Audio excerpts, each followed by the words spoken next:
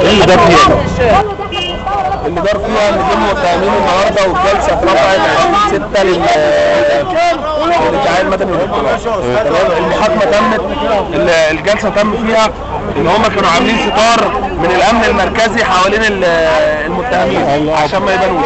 فاحنا كمحامين لجنه الدفاع بتوع نقابه المحامين وبتوع اهالي الشهداء اعترضنا وقلنا ان الجلسه لازم تكون علنيه، وان انا لازم اشوف المتهم سواء كمحامي سواء كاهل شهيد، لازم نشوف المتهم ونتاكد ان هو لازم يتعاملوا معامله عاديه زيهم زينا، ان هم مش مميزين عن حد، وهم ما يزيدوش عن اهالي الشهداء اللي لو واحد فيهم اتمسك ونزل قدام محكمه الجنايات كان بيتسحل قدام القاضي ومحدش بيقول له انت بتعمل ايه. عملنا ده والمحكمه مع الضغط عليها استجابت وفعلا فضوا لنا الستار، الجيش تدخل وفضوا لنا الستار والناس حدفت الضباط بالجزم والقضاة اعترضوا على كده ورفعوا الجلسه وقالوا هيرجعوا الستار. اعترضنا وتمسكنا بادعاءاتنا المدنيه والجلسه اتاجلت 20/6 للادعاء المدني والاطلاع. سمعت ان محامي الدعوات الكومي محمد سويد تقريبا اسمه ما حضرش. محمد سويد كان حاضر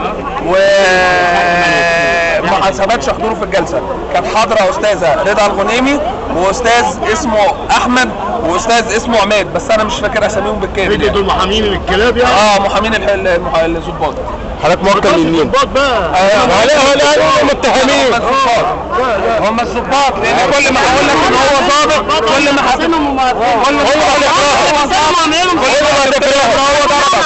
كل ما هتكرهه بناء عن لابسين ملك دول اسمهم محامين الكلاب دول. مش عارف موكل مين. كل ما يقول لك ضابط برضه كل ما تكرهه. مصطفى عبده واسمه محمد نصر محمد.